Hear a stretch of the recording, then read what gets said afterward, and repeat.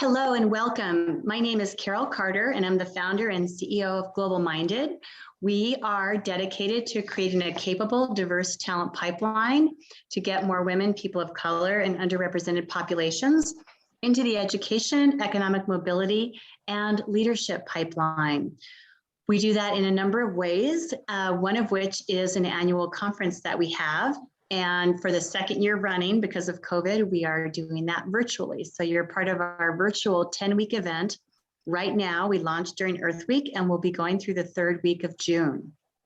So we also serve first generation to college students and students who are not from the backgrounds of resources. We connect them to role models, mentors, internships, and jobs. And we have also monthly events. Really, they're a community of practice for STEM, technology, health, higher education, K-12, and foundations and funders.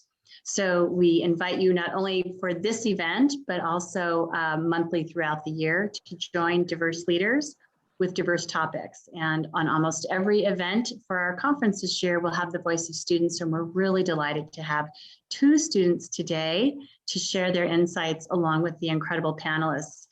And we've been so grateful this week to work with OneHE under the leadership of Olivia Fleming.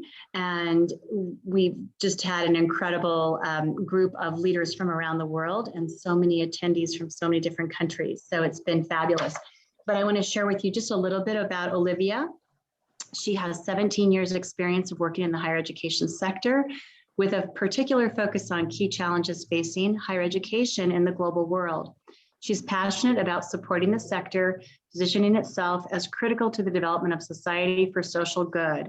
She is a co-founder of OneHE, which is a remarkable set of resources for college faculty, and she'll share a little bit more about that with you right before she introduces her panel. So welcome, Olivia, and all the panelists. We're so delighted to have you here with us today at Global Minded Virtual 2021.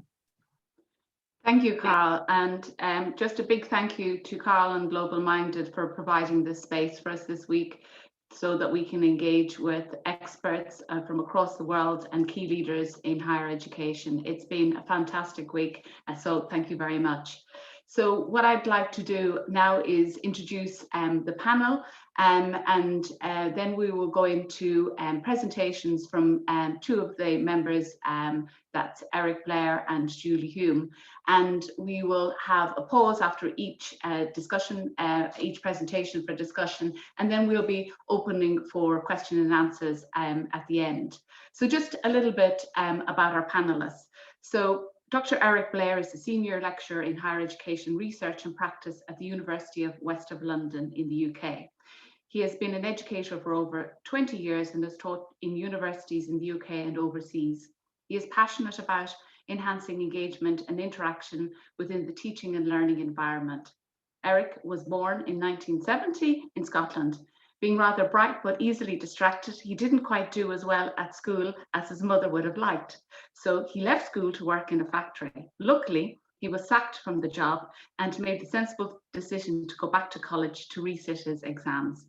Success in his exams led him to studying at the University of Dundee, then doing a postgraduate certificate in education at the University of Sussex in the UK. He then worked for a number of years as a high school teacher in Essex before clawing his way up into further and then higher education. So he has published a number of books in 2020. He has published The Independent Thinking on Teaching in Higher Education and Graduate Research Supervision in the Development of the World, Policies, Pedagogies and Practice. So welcome, Erik. And let me introduce you to Dr. Julie Hulme.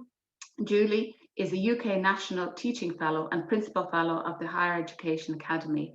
As psychologist, she aims to make a difference within higher education through applying psychological theories to researching and enhancing inclusion within higher education settings. Julie's work recognises the importance of belonging to learning and teaching for both staff and students, and seeks to help both individuals and institutions to create learning environments which foster a sense of community and social engagement for everyone. Her most recent research has focused on the experiences of students with disabilities at university, bullying in higher education, student transitions, and facilitating innovation as a way of promoting inclusion and teaching excellence. An experienced university teacher, educational leader, and academic developer, Julie is currently a reader in psychology and director of education at Keele University in the UK. Julie will more formally introduce our students that are here this evening, but I'd like to welcome Cleo and Emma to the panel. So just as we move forward, just a little bit about OneHE. So OneHE, what do? We're here to help educators in higher education develop their teaching practice by providing practical and engaging microlearning on effective teaching in a safe and supportive global learning community. So for all attendees today, we are offering free access to the OneHE platform until July 2021. And to access this, please just go to the link on the onehe.org/register, and then you can register to join the platform. So, and on the platform as well, you can actually access the 2 courses that each Julie and Erik have created for us. And these are short 20-minute courses on each of their topics, on the topics that they're going to be speaking about today, which is on person-centered learning and inclusive teaching. So as we go through, as I said earlier, please put the Q&As and questions into the Q&A sections, and then we'll pause for time to be able to discuss those. So I'm just going to hand over to Erik now, who's going to take his presentation forward on person-centered education. Over to you, Erik. Thank you very much. Really appreciate that. That was a lovely introduction. I feel really kind of flattered and slightly embarrassed. Never mind. So yeah, I'm Erik, and I work at the University of West London, and I'd like to talk a little bit about, well, share some ideas about person-centered education, and particularly focusing on the idea of labeling and mainly rejecting labels. And if we reject labels, I probably suggest that we should embrace difference or multi-difference, and we're all different in our own ways. So really the kind of thrust of what I like to share is about getting rid of these imposed labels that are given to us, or that we might try to apply to others, and realizing that people have many aspects of personhood that come to the fore at different times, and we should try and embrace that within the higher education sector. So that's kind of the thrust of what I'm talking about. So if we move to the next slide, please. So what do I mean by labels? Well, there's a number of different labels, and some are stereotypes, and we're probably all aware of stereotypes, and there's, you know, they're imposed on others. Nobody chooses a stereotype, and some of these stereotypes might be quite simple things. People with glasses are presumed to be more intelligent, where in actual fact we've just got poor eyesight and we need some correction to our vision. But there's this assumption based on what can be seen, often on the outside, and therefore this is what I think of you. There are other labels, some other assumed perspectives. So when people are put in a classification, a pigeonhole, a group, and they are given a set of qualities that may be presumed to belong to that group. So for example, somebody with Chinese heritage, a teacher or a lecturer might say, Brian, your family is originally from China. Can you tell us about the importance of the dragon in Chinese culture? Where in this instance, Brian becomes a representative of all that is Chinese. He has this assumed perspective, this assumed knowledge. And the third on my list here of labels is one that I've been fighting against for a long time, and other people have as well, about learning styles, how we students and learners can be given a name. They say, I'm a kinesthetic learner, I'm a visual learner, I'm this type of learner or that type of learner. These things are again imposed on them. And by imposing, as we see from the quotation from Reynolds, learning styles obscures the social basis of difference in a way that people approach learning. So for Reynolds, labeling is not a disinterested process. Another label, my diagram here has ophiuchus, And this is a star sign. Some people embrace the label of their star sign, and other people are judged by the label as a star sign. I feel sorry for this Ophiuchus, because unlike the other 12 signs, he is the 13th sign of the zodiac and is overlooked completely.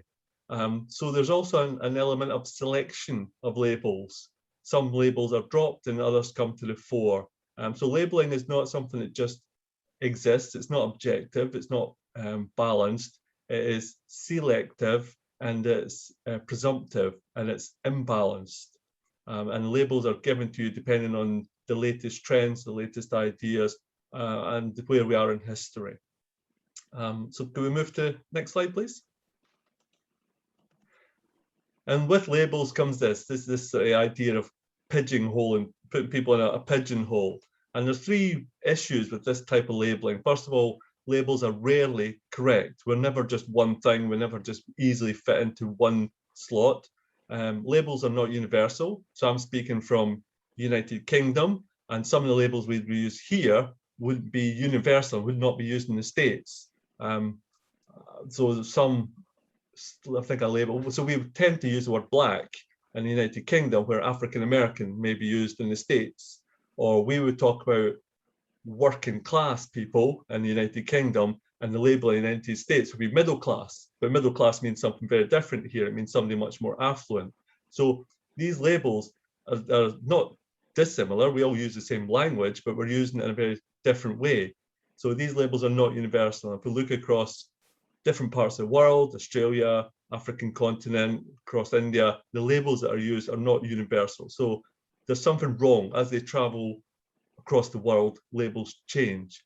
And also labels change over time. So they have this socio-historical quality. And if we know that labels change over time, and there's labels that we now look backwards and say, those are labels are wrong, out of date, embarrassing, it is likely that if we're using labels today, in the future, people will look back and say, those labels are wrong, out of date, and embarrassing.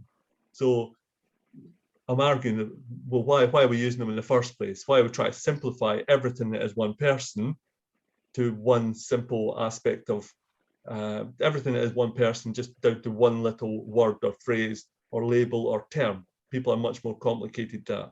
So I'm trying to explore a more expansive vision of people. So can we move to the next slide? So this is me. Well, it's kind of me. So the Venn diagram on the left illustrates some aspects of me.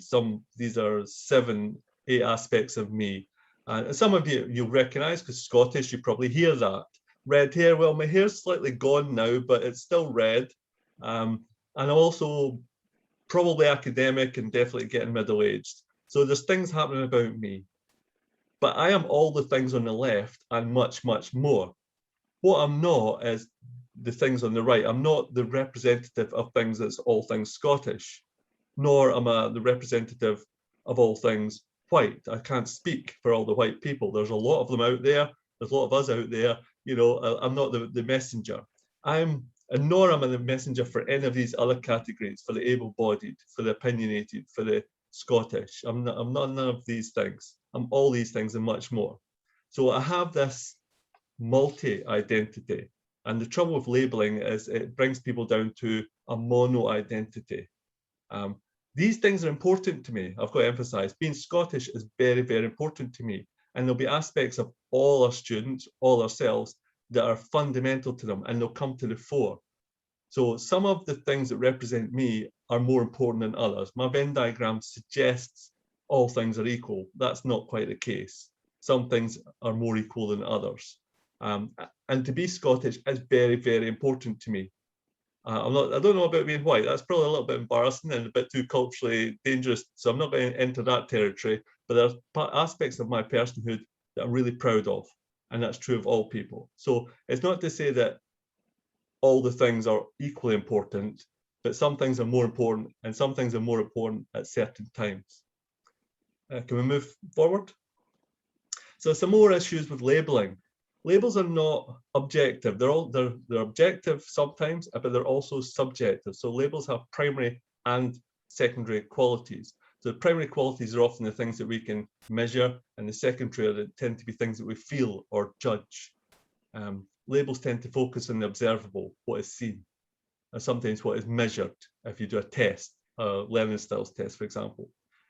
But personhood is more self-defined, and personhood is emergent. So here I am on the left again, white, able-bodied, tall, but these things are not clearly just only objective. They're much more than that. So if we look at the third category, he is tall. Well, am I tall? In the United Kingdom and in the States, I am at probably average height, but in the Netherlands, I'm short. So me being tall is not a set characteristic. It's not something that's absolute. Likewise, if I was standing next to on one side Danny DeVito and the other side Shaquille O'Neal, am I tall? Am I short? It's not an absolute. So some parts of me that might seem absolute, that might seem objective, and there's no denying it, are not objective. So instead of having these labels imposed upon us, I'm arguing for the thing on the right-hand side, that we have a multi-identity, and students have a multi-identity, and at various times, aspects of their personhood come to the fore. And that those things may happen in class, they may happen in their work, they may happen in group work, but they'll happen at different times. Can we move forward? So this is where I'm getting to. We'll think about person-centered education. So person-centered education recognizes the complexity of the human condition. It doesn't impose, this is what you are, it asks, who are you? So it doesn't try and push a template onto someone, it allows the personhood of an individual to emerge. So obviously, statistically, we know that certain groups may underperform and people put into groups, but person-centered education doesn't look at the group, it looks at the social circumstances, the environmental factors of an individual. So it is true that certain groups will underperform, but that's because of the individuals within the groups have all been put under the same pressures. It's not because of the group, it's because of the environment, because of the external pressures that have created this situation. Shall we move on? So there's a few things that person-centered education is really about. It's really about seeing people as individuals rather than categories. It's about considering the relation of education to race, gender, biological sex, ethnicity, socioeconomics. And it's about examining where we're coming from, what are our biases as educators.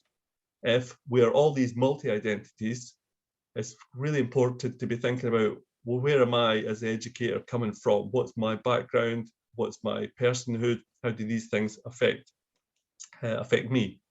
So these are the kind of factors. Person-centered education isn't really about, here are 5 things you can do to be a person-centered education, to be a person-centered educator.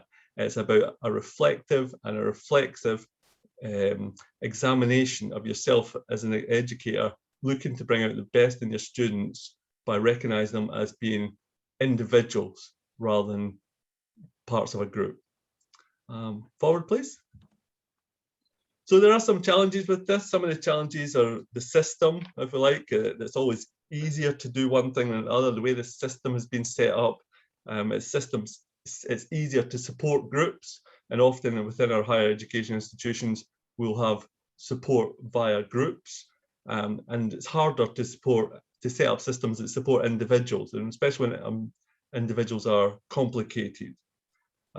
It's also, individuals have different expectations of success, and that makes things challenging. So as I'm first generation in university, so like many people, my expectations of success were initially quite low when I entered higher education, where other people that I would call middle class or more affluent people, perhaps because of their background, their family were more used to higher education, they had higher expectations of success. So I had a very different understanding of the world.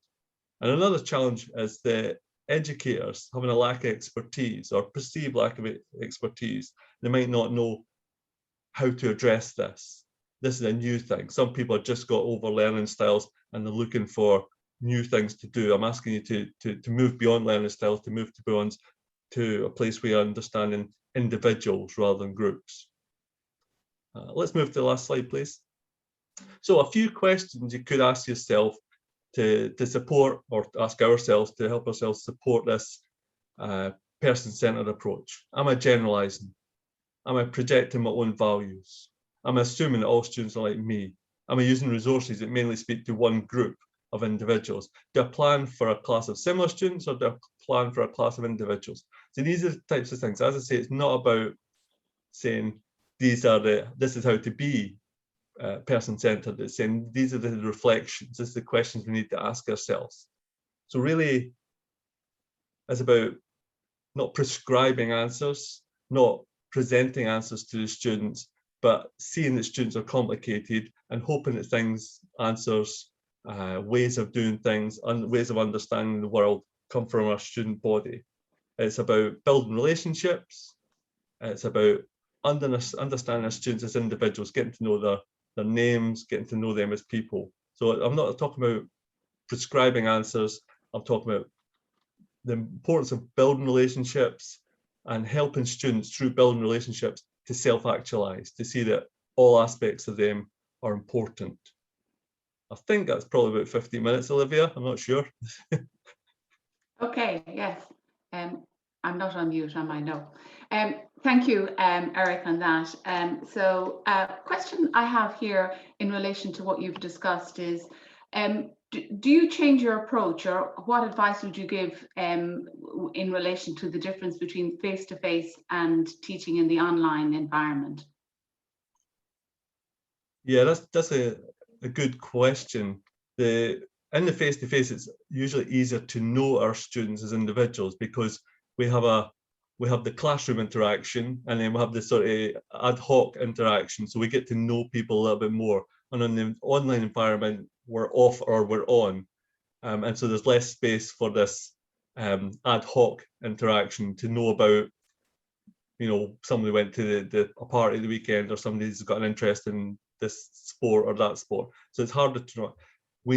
There is space, however, within person-centered education in the online environment, because it can still be a space where students can share what is important about them, what they care about.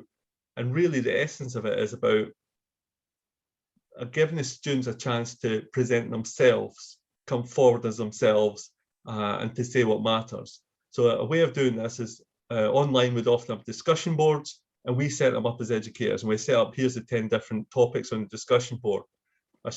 Another approach would just to flip it around and just say, set up your own discussion board about the things you care about, the things that come from you, the things that speak to you, the things that you care about. So simple things like that, flipping it around, empowering the students, whether it's face-to-face or online, would be a more person-centered approach. And just kind of linked to what you're saying, because in the place where educators are very busy people, there's a lot going on, there's a lot to prepare for. If you're dealing with large cohorts of students, is there any advice that you would give in relation to maybe doing this at scale, or you preparing so that you have a way of working that this is second nature to you? Yeah, it's kind of really important, because most of us teach at different levels with different size groups, and sometimes we have 200 students in a room. I think you can't easily teach 200 students as individuals. In that case, we need to go back to our curriculum, we need to go back to our resources, we need to go back to our planning, we need to go back to the examples that we share and the language we use when we share examples. And we want to be careful that we are not suggesting any kind of normative world through our language. So we can reduce it as much as possible, what possible labels we're projecting, again, in our resources, in our PowerPoints, and all the materials that we're having, and reduce it so that it's a space that's blank, and students can populate that space with their own ideas. Very simple thing to do is just, getting rid of the he, she, and preferring the they. It's not a perfect world, because they is not itself always perfect, but at least it suggests that I'm not imposing my cis-normative world. I'm doing something else. So I think when it comes to big classes, we've got to go back to the curriculum and the resources and the examples that we're sharing. Okay, and we've got another question come in from the audience. I think that this is fantastic, but assessment, particularly in secondary education, is still very one-dimensional. How do you start to make that nationally person-centred as well as part of the local learning? Change the world. That's a good question. I think we can only do our bit. As individuals, we can only fight our own corners, and we hope that there becomes a sort of a mass or swelling of opinion, and then we can change the world. But certainly when it comes to education, and one of the key aspects of education is assessment. I'm a big fan of just flipping assessment altogether, and just we've got this idea that assessment should be something that's imposed upon our student body, and we set up the system, and they have to guess what's in our brains. They have to answer the things that we already know, that we check them by do they repeat back our knowledge. I think a change we could have in assessment is go back to the things that we really know about assessment. Assessment in education should check intended learning outcomes and success criteria. We know this already. That's what assessment's for. Once we know that, we can ask the students, whether it's high school, whether it's further education, whether it's a PhD, to come up with their own way of assessing those things. So you say, this course is about X, Y, and Z, and then to the students, how would you like to be assessed? Or can you design your own assessment? So we empower them by giving them this sort of chance to say, this is what's important to me, this is what I'll add to my assessment. Okay, so we're going to move on at this point to Julie now, and we'll take forward the discussion on inclusive learning, engaging student voices. So over to you, Julie, and thanks, Erik. And we'll be able to deal with more questions that have come in towards the end. Thank you so much, Olivia, and thank you again for the really warm welcome and the fantastic opportunity to be here with everyone tonight, or today, depending on where you are in the world, of course. So I'm going to talk a little bit about inclusive learning and the idea of engaging student voices in our educational processes. And I think that applies whether we're talking about learning or teaching or assessment or all aspects of education.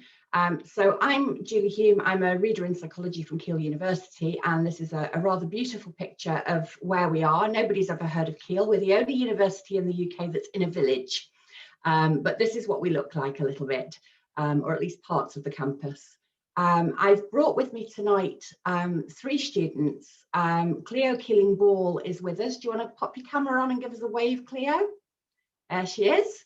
So Cleo is a current 3rd year BSc psychology student at Keele University, and she's doing some research with me. She's also got a research internship over the summer. We have Emma Crabb, who isn't on this slide because I accidentally left her off, so I'm sorry, Emma. Emma is a master's student at Keele studying the course in applied social and political psychology. Hi, Emma. Thanks for being with us. And we also have in the audience Pippa Hamilton. So Pippa is with us this evening, but unable to contribute as a panel member. So hi, Pippa, thanks for being here, and I hope you're enjoying yourself. And we'll talk to the students in a little while. We have the next slide, please, Olivia. So I want to really talk about inclusive learning, and I really love this definition from Christine Hawkins, who wrote about inclusive learning as the ways in which we do everything educational. We design those processes and deliver them in such a way that the learning experience is meaningful, relevant, and accessible to all. So everyone in our classroom, whatever their background, whatever their label, as Erik's been explaining to us, whatever their own personhood may be, can access and understand what we're doing. And it embraces a view of the individual. So again, not thinking about groups of students, but individuals, and of individual difference as the source of diversity that can enrich the lives and learning of others. So I think there's often within higher education particularly, but all aspects of the education system, a view that diversity is difficult, it's challenging, it's a problem. How do we cope with the problems that we experience if we have students from different cultures who speak English as another language, students who have disabilities? How do we cope with that? And actually, this quote is encouraging us to see that we can all learn from and be enriched by the diversity in the room, and we can learn from each other, whether that's a virtual room or a physical classroom. Next slide, please, Olivia. And the problem is, of course, that as Erik so beautifully explained to us, we all have many different ways in which we are diverse. So in my classroom particularly, I might have students who've studied internationally. They may have different types of qualifications. So they may have an international baccalaureate or a traditional UK qualification. They may have come from any country in the world and had a different educational experience. If they've learned in a country like China, then it's very much teacher-led learning. In some parts of the US, there's much more student-led learning, child-centered learning. And we all approach education in different ways. We come with different understandings, different expectations of what education's like, and we react to education differently as a result of that. Different educational environments might suit us or work against us. And so we have dimensions of diversity around our educational experiences prior to arriving within universities and colleges. We also have dispositional diversity. So we are different in terms of how confident we are when we come into the classroom. Do we expect to succeed, or do we think that actually this is all going to be beyond us? I remember starting university myself and thinking, you know, I'm not meant to be here. I'm like Erik, I'm the first in my family to come to university. I'm just going to fail. This is going to be all the clever people, all the rich people, all the privileged people. I'm not one of those. We have different aspirations. What do we want to do with our education once we've got it? Different beliefs, different levels of maturity, different gender, different sexuality. You know, dispositionally, we're very, very different. And circumstantially too. So many of my students at Keele have jobs. Some of them are working part-time, but some of them are working full-time. Some are parents, some are working for local voluntary organisations, for charities. Some live in very rural areas where internet might be difficult to access. They may be married, they may have loads of money, they may have the bank of mum and dad to go to get help, or they may be struggling along, hardly able to pay the rent and sometimes not able to buy food. And then culturally as well, the language that our students speak, how much they understand about the culture in which they're living, their values. Should we be collective or individualist? Their religions, their beliefs, their ethnicity, the social background in which they've grown up. And so when we take one individual student, a little bit like Erik's Venn diagram, we see so many different types of diversity around these 4 dimensions. The next slide, please, Olivia. And the problem, certainly with UK higher education, but my experience of working internationally, is very often this intersectionality, this overlap of all these different characteristics that students may bring gets ignored. So within the UK, we are encouraged to look at gender diversity, and that's very much binary gender. So do males or females perform better at university? It varies a little bit by subject, but we're encouraged to think about those demographic groups. We're encouraged to think about whether our Black students or our students of colour under-attain within university. And the university rhetoric is all around attainment gaps, students who are not achieving their potential, who are not getting the grades that they could. And it's very much assuming this homogeneity of demographic groups. It's assuming that all of the female students are the same, all of the male students are the same, that Black students, that students of colour, that disabled students all have characteristics in common. They're a homogeneous group of people. And that to me is problematic. And equally problematic is the fact that we talk about the fact that these students can under-attain, that in general, for example, in the UK, working class male students achieve much lower grades of degrees than any other student. And that to me sets up an expectation that they fail. It sets up an expectation that they don't do as well. And I think that's very unfair. And I think it can become a self-fulfilling prophecy for some students who lack confidence and then are told that there's reasons that they can under-attain. So I think that's problematic. Very much focuses on the things that we can see, as Erik was talking about, the things we can measure. It focuses on grades, it focuses on whether students complete their education, it focuses on the employment outcomes that they get afterwards, how much do they earn, what job do they get. And my interests as a psychologist are much more around, do those students feel like they belong, like they're part of a community? Do they feel included? Do they see themselves in the course that they're studying? What is their experience like? What are the barriers that they face, but also what are the positives that they experience? And they won't all be the same within each group. So I'm looking at their learning experience. How do they feel about their education? And that raises questions from the sector about, and again, Erik's asked, or Olivia, in fact, asked a very similar question. How can we be inclusive when I have 320 first year psychology students in a class? How can I include all of them with all of these different types of diversity? And so that's really what I want to focus on today. We move to the next slide, please, Olivia. And so one of the things that I really believe is that we often talk, particularly in the UK, I think, but in other countries as well, certainly in the Netherlands, we talk about the student voice as if there is one student voice. There is one student who can say what all students are thinking and can understand what that student experience is. And actually, student voice says is a much more accurate way of thinking. We shouldn't be listening only to our student voice reps to find out about what our students experience. And so my approach to education is very much more around creating a learning community.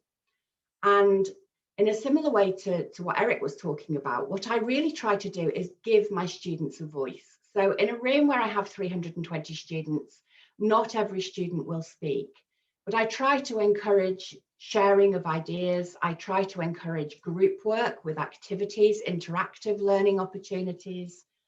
And I try to give them opportunities out of the classroom where they may be collaborating on projects, they may be collating resources, they may be solving problems together, where each student hears a voice from another student.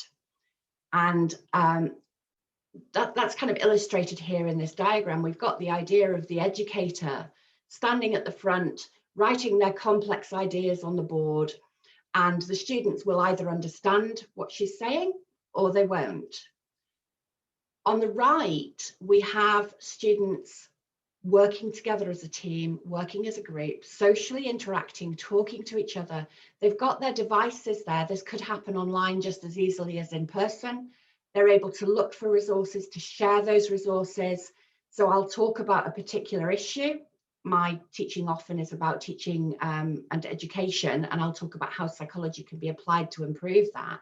So I'm creating a social learning experience, and a student might say, I've just found this paper that really talks about how I found being educated in China, or how I found growing up as, a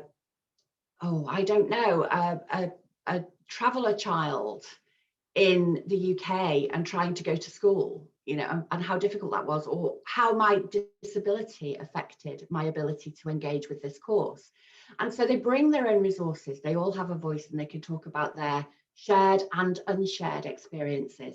Each student learns from the other students, but also I learn from my students. I gather resources that are much more culturally diverse, that represent different experiences and perspectives from those diverse students in my room, and I collate those and take them forward, moving forwards. Next slide, please, Olivia.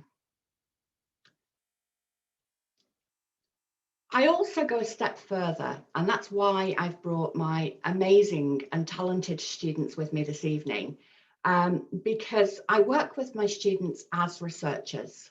So here we can see Pippa. Pippa did her final year project, her third year capstone project with me in psychology a couple of years ago.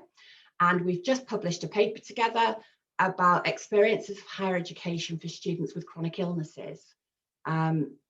So this was thinking about the disabled student experience and then thinking, well, actually, for students with invisible illnesses, chronic illnesses like chronic fatigue syndrome, multiple sclerosis, things like that, how is their experience for them, not just as a disabled student, but as a student with that particular condition? Is it the same as being a student who is blind, or a student who is paraplegic, or a student who has a visual impairment? Cleo Keeling then came to work with me this year. So she's doing her final year project with me at the moment and eagerly anticipating her results. And she's been writing about the experiences of blended learning amongst students with learning difficulties. So things like dyslexia, dyspraxia, ADHD during the COVID-19 pandemic. So she's very much looked at how lockdown learning, studying in isolation, has affected these students in terms of their engagement. And Emma Crabb, a couple of years ago, worked with me on a project about autism. So how do autistic students, female autistic students, experience university? How do they camouflage their autism, so try to appear neurotypical in their behaviours? How does that affect their mental well-being and their experience of being at university? And what this has really done for me is partly opened up my research massively. So I'm researching social identity in higher education, but also helped me to learn from them. They have access to their friends, their own communities, the online communities that they are part of, and they can get access to these student voices that I just cannot. And the findings that we've made really are beginning to make a difference. So all of these students will hopefully, Pippa's already had her paper published just a few weeks ago, but hopefully Emma's and Cleo's papers will be coming out soon too. We're working on them. And we hope that they'll be influencing practice within universities, but also influencing policy. So we're looking at things like how students can only claim support for their disability if they identify as disabled. If you've only just had a medical diagnosis, or if you haven't had your medical diagnosis yet, it's very difficult to tick a box that says, do you have a disability? Well, I don't know, because I haven't quite come to terms with it yet. Or, yes, I do, but it's invisible.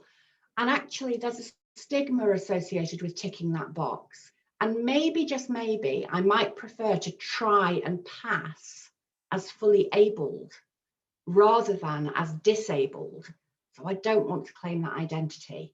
And that can very much mean that students don't get the support to which they're entitled and to which, you know, they should receive in order to succeed in their studies. The next slide, please, Olivia. So really, I guess the things that I'm sort of interested in is how we can bring more student voices within us into what we do in our classrooms, in our educational experiences, and our assessments. I'm interested in hearing from the audience tonight about whether you have experiences of these things and what you do to help include your students. And what helps you and your students to feel included? Because part of my work is looking at academic identity and teacher identity and how we feel about the community in which we're working and studying ourselves. And I've just put that quote there from Christine Hawkins again, just to remind us that diversity doesn't have to be a problem. It can actually be an asset, a resource, and something that can really help us. So I'm going to end my talk there, and I hope I was within time, Olivia. And I'm going to give an opportunity to any of the students who want to speak to just comment on any of that, and then ask Olivia to open us up for some questions. So Emma or Cleo, you don't have to comment, but is there anything that you would like to add to that? Hi, Cleo. Yeah, so with my dissertation, I was exploring the experiences of blended learning amongst students with learning difficulties. And I suppose we want to focus on these groups because they're often marginalised, I found throughout research especially. And it was interesting to find actually that within I classified the group of students with learning difficulties and didn't focus specifically, but I think further research should do that because I found differences between them students themselves. And I think that's further important to go into just to further all research and make sure that their support's person-centred as well.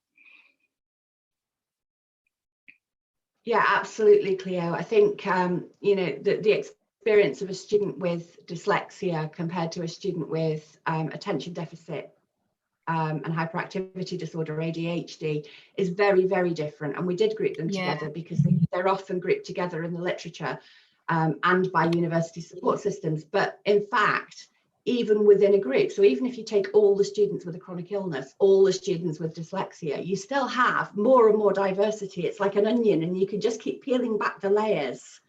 So yeah, it's really interesting to find that. Thanks, Cleo. Emma, do you want to comment? I would add that it's not necessarily, it makes a big difference, but it's not necessarily having to change something really huge, just something as simple as, to use Eric's example, saying they rather than male and female, then a non-binary student immediately feels like they might be able to contribute their opinion rather than just being completely not part of that class anymore. And if that applies to, yeah, the same with culture or ethnicity or disability or whatever, that really adds up to make a difference. Absolutely, and I think the examples that we use in our teaching as well. So, for example, if we show parents with a baby, is it always the mother that's holding the baby? Is there always a male and a female parent of a very binary heterosexual couple? Can we have two male parents with a baby? You know, is the male the primary caregiver? You know, all those sorts of examples, seeing that diversity and not always seeing stereotypical diversity in the examples about which we're teaching, I think is really, really important. Thank you, Emma. I'm going to hand back to Olivia for any questions that we might have. I can see the chat's got a bit busy, but I haven't been watching it. I have a question here that actually maybe Cleo can respond to as well. But how do we help students find a sense of belonging after COVID-19? And what can we do if they do not want to come to class, face-to-face class anymore? Any insights into that? So maybe I'll put it to Cleo based on your areas of study, and then back to anybody else who wants to chip in. Well, what I found with my research really was that kind of a blended learning environment, it facilitated a more flexible platform for students. So I think if they don't want to come to class face-to-face anymore, it is viable to facilitate that platform where they can learn online now. It's been shown that it can be done. So if it's suitable for them, it can be adapted for them, for their needs as well. Okay, thank you. Julie, do you want to comment? Yeah, I think one of the things we really need to do is to stop broadcasting our teaching. So I think a lot of the teaching that I see around me across the globe is the stereotypical sage on the stage, the teacher who stands at the front and talks at the students and then stops talking and says, are there any questions, and then runs away. And actually, whether we're teaching online or whether we're teaching in a classroom, having conversations with our students rather than teaching at them, asking them for their views, asking them to contribute. And there's lots of different ways that we can do that through inquiry-based learning, through problem-based learning, through flipped classrooms, setting authentic type assessments where the students work together to go and solve real-world problems. Those sorts of things can really help. And they get the students to talk to each other, and they can still feel that they're engaging with others who've got similar thoughts and things to learn about the same topics. So I think it's uniting around the concepts and the topics that we're teaching, but not necessarily being the person who stands at the front and talks. Thank you, Julie. Erik, do you want to come in and comment? I was really, I sort of fundamentally agree with everything Julie says. But what really stuck out was something that Nikki posted in the chat, and it was something that was Julie's really pushing this narrative of voices in the plural, and then Nikki points, individuals have voices, and it was just made me smile so much, and it just speaks to this kind of plurality of individuals, and it's something that Cleo mentioned as well. It's like the differences within groups as well as between groups. So yeah, I think there's, whether we're doing this online, whether we're doing it face to face, the notion of having a space for voices and letting it happen and moving away from this, the sage and the stage that Julie was talking about. If all we're doing is speaking so that students can repeat back what we've said, maybe we could just record ourselves and they can listen to it at their own time, and we can spend actual learning time for actual learning. Agreed, very good. And just on that point as well, I'm going to ask a question from my own experience and having gone back and worked in studied in a multicultural environment. One thing that wasn't happening, that this is quite a few years ago, but I wonder how things have moved on in relation to having individual voices within group work, where there can be a dominance based on culture, with regard to the emphasis being on attainment. So my question is probably, where does the responsibility sit with the educator on making sure that the push to attain means that certain voices are pushed away because the pursuit is the attainment and not actually working as a collective? That's a really good question, Olivia. It's a fantastic question. I think there's several things that I try to do practically. One is I don't ask students to work with their friends, which sounds counterintuitive, but the evidence suggests that putting students into groups with people that you've put them into groups with means that they're not talking about the things that they do together, and the one student who happened to be sat near to them who randomly got put in their group is the one who's excluded because they weren't out with the other students at the party last night. So actually allocating them to groups randomly, not putting them with their friends. I also think it's about talking to students about that. So all of the students who've come with me this evening have done a course with me called Psychology in Education. And in that, we talk about diversity, and we talk about the fact that some students can feel a much lower sense of belonging, and that they may feel excluded and they may have different perspectives, and we all need to learn from that. So it's surfacing, it's not leaving that as a kind of hidden curriculum, you know, some people are just more dominant than others. It's saying that quiet person in your group has something to say. And it's about creating a safe learning environment where that's that mutual respect, and the emphasis is on listening, not talking, I think. I don't know if any of the students I thought any students chip in where they've been maybe in situations where their voice wasn't, not so much but from their peers, restricted that. Anything from Cleo or Emma on that? I think a lot of it's about flexibility. For example, a lot of autistic students online can be a whole lot easier because Nikki's just commented in her chat that her disability isn't obvious. Well, for a lot of us, then it's not necessarily that obvious initially. But for example, someone might feel more able to comment in the chat and contribute that way, and someone might not want their camera on, or someone, it gives that flexibility. There was something else I was going to say, but I can't remember, so I'll hand over to Cleo. That's fine. Cleo, do you want to say anything? Yeah, I agree with the aspect of flexibility, really. A lot of students that I found in my research were calling for different aspects and preferred different aspects to suit their own needs. So I think a big push on that is quite crucial, to be honest. Okay. Erik, do you want to come in? Yeah, I was intrigued by your question when you said the push to attain. And I think one of the things with group work is moving away from attainment to moving towards achievement. And achievement is an individual target that I want to meet, and attainment tends to be an external target or that I'm expected to get to. So for me, if we're doing group work, students should be part of the group work, will be about the learning, of course, but part of the group work will also be about them setting themselves targets. What will I achieve from this? What will I get from this?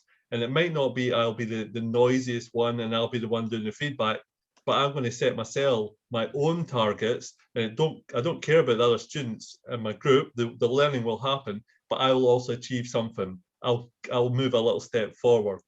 So I like that, to highlight in group work the difference between attainment and achievement. I think that'd be quite important.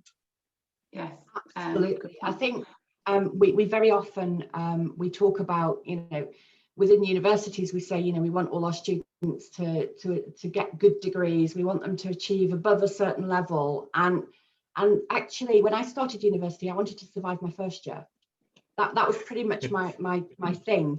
And I think Cleo's point about flexibility as well is really important. So giving people choice about how they respond, it might not be as a comment. It might be that they type a reference to a paper onto a OneNote in a digital chat room, and that paper can then be reviewed and commented on by other people. I ask students to put GIFs in the chat just to show how they're feeling about stuff, and they can put something comic, or they can put, however they're feeling, or share an image. And that can be a much easier thing to do than speak. But actually, in taking that pressure away, what I find is often I have students who have reasonable adjustments that they don't need to speak in class. And they'll be putting their hands up to speak because they can, because they feel safe, because they don't have to. There's no pressure. It takes away that urgency and that, oh my goodness, everybody's looking at me. So I think that's important. It's about safety. Okay, thank you. Question for you, Julie, here. There are so many frameworks for inclusive teaching and learning. What are your suggestions for a framework that works? Another really good question. I tend to dip in and out quite a lot because I think a lot of the inclusive learning and teaching frameworks look at one aspect of education. And so I really like Hawkins's work. I really like the work by Liz Thomas and Helen May. I also really like Waterfield and West's approach to assessment. But generally, I think what I've done is kind of taken the best bits, taken the bits that I can see working, and then working with students as partners, students as co-creators, and students as researchers means that actually I can ditch the frameworks if they're not working. I can work with the students and I can see what's really working for them. So I think ultimately my students guide the way that I work. So it's much more responsive rather than framework driven. Erik, do you want to add anything to that? Yeah, I think with frameworks, for me, that basically I see there's three ways to do things. There's my way, there's your way, and there's no way. And with frameworks, sometimes the external framework is saying this is how to do it and it's imposed upon you.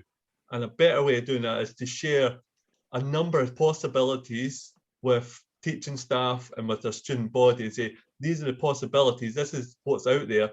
Can we make it personal? Can we own this? Can we work it best for us so that we come up with your way of doing things? But what sometimes happens is just the institution doesn't have a way at all, and it's left to the individuals to navigate their way around the system. And I think no way is clearly the worst way of doing things. And the best way would be a personalised approach that involves a discussion about frameworks, staff and students. What are we going to build that works for us? Okay, thank you. I'm going to, there's a question to probably hope maybe that Cleo and Emma might answer here. What can students do if they do not feel a sense of belonging?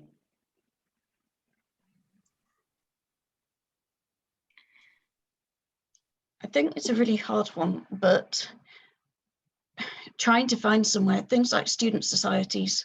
So I'm a musician, and that's a place that I know that I can go, that I don't necessarily have to talk to anyone, but I can walk in and play in a band and feel like I've been part of something. And the same if you're a gamer or a like history or something else. But if there aren't anything like that, it can be really difficult. And having staff that you know that you can talk to, like I know that I can go to Julie and I can ask about absolutely anything, but she will do her best to listen to me and not just give me the standard reply that goes to everyone. Even if that takes a lot longer sometimes. But it really makes that difference to, I wouldn't have got through my final year if it weren't for Julie doing that. But yeah, it really makes a huge difference to people knowing that there is someone that understands them or that will listen and do their best to understand them. Cleo? Yes, I agree with the sense of community, really. A lot of students spoke about how they kind of lacked a sense of identity and belonging online because they didn't have the community and the social interaction that they desired. So I'd say the kind of face-to-face interactions in the community, and especially interacting with staff, they drew on that, in that they wanted more interaction with staff, which they do rely on staff. So I definitely agree with Emma and where she's saying the community through disability societies, especially with students with learning difficulties, I found. And then just liaising with staff a lot more as well. Julie, you wanted to come in there? Yeah, I mean, I think there's so many things going on here. And again, it's because, you know, if every person has their own individual personhood, to use Erik's word for it, then actually when you put two different personhoods together, things get even more complicated. And then when there's a group, it gets even more complicated. And I think it's about authenticity. I think it's about being honest. And actually, you know, when a student comes to me, Emma's very kind and you know, sort of commenting on the fact that I listen and I try to give her the right answer for her rather than sort of the generic answer. But sometimes I don't know. And I think sometimes it's having the confidence to say, I actually don't know, you know, and I think that's something, it's not just a student responsibility. It's not a student responsibility, it's for all of us. And actually all of these things apply to staff as well. And I think there's a lot to be said for having the confidence to say that you don't know, for having the confidence to be genuine and authentic and treating everybody else like a human being instead of like a disabled student, a professor, a whatever you are. But I also think staff need supporting with this because I think quite often they don't understand about diversity, even of their own kind of backgrounds and how that impacts and influences the way that they work. So I think there's a lot to be done around supporting staff to help with this. Societies can be a double-edged sword. So Pippa, who's in the audience, her work looked at partly how students network with each other. And for disabled students, to join the Disabled Students Society can be really, really helpful because they find people who understand what it's like to be them. But for others, joining that society added to their label and added to their stigma. And so they didn't want to engage with that. And I think it's about finding the thing that you're interested in. I think Emma's point about, you know, whether you're a gamer or a musician or a hockey player, Keele has a Quidditch society, you know, whatever you're interested in, you know, find that first. And then there's always something to talk about. There's something that you can connect around. Thank you, Julie. We are up against time now, but I'm going to ask, because the last question, which it fits, and I'll ask Erik to come in on this, which is, accessibility of documents takes so much time for faculty to learn what to do. So what are your suggestions to foster an institutional culture of inclusion? Yeah, that's such a, I read that question. It's such it's a question we're all asking. And I think my first recommendation is that we do one thing.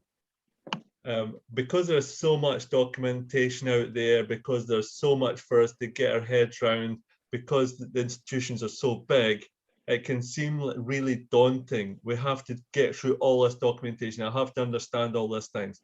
So I would just simply ask colleagues, all colleagues, to do one thing, to read one document, and then to talk, to share. They'll read, you know, we're intelligent people, we get together and we can come up with solutions. We don't need to individually know all the answers. Collectively, we can come together and work things out. So I think there's so much out there. Let's just do one thing. I'd echo that. I'd also say be an ally, be a role model, be someone who stands up and says, I can see something that's not right, I want to change it. You know, be the person that the student does feel that they can come to when they're desperate or when they're feeling low or they're struggling, you know, and challenge your policies. If your institution is doing something that isn't inclusive, I think we have an obligation as educators to say, on behalf of those students, I want to raise this issue. It's not always an easy thing to do, but I think it's important. Okay, thank you very much, Julie. We're out of time now, so I apologise that all questions weren't answered, but hopefully we got to most of them. And I just want to say to the panel, thank you so much. It's late into the evening now in the UK, so thank you so much, students, for bearing with us and for a very insightful discussion and presentations as well.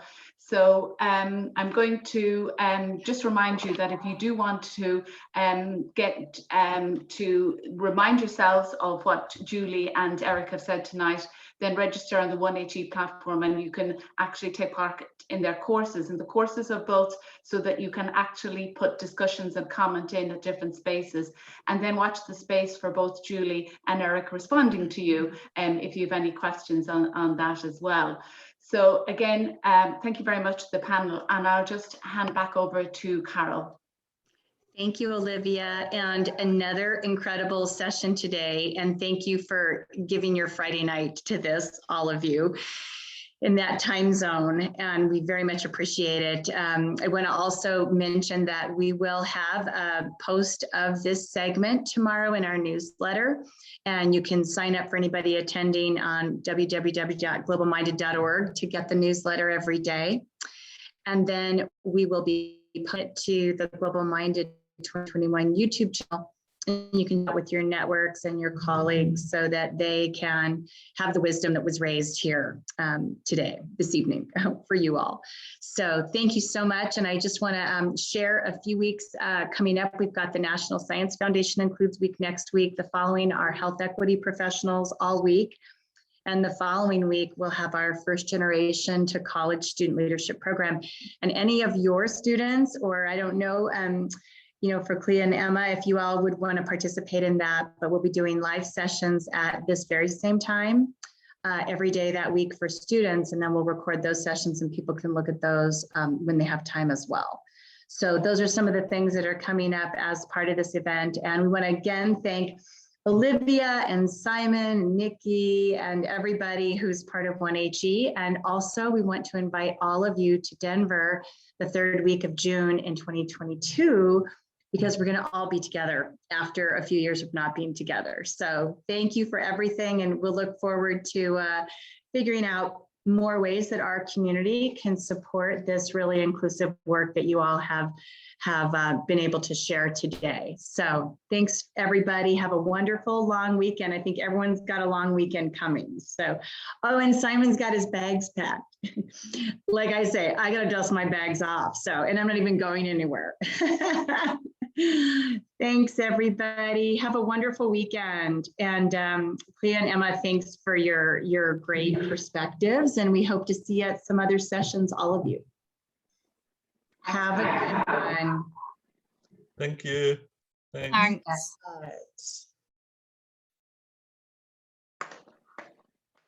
Carol, I've spotted a few questions from you, but I haven't had a chance to really read them or anything. No worries. And you know what I'll do? Celeste will make sure we kind of close out of the attendees here real quick. Let me just make sure. Hold on one sec.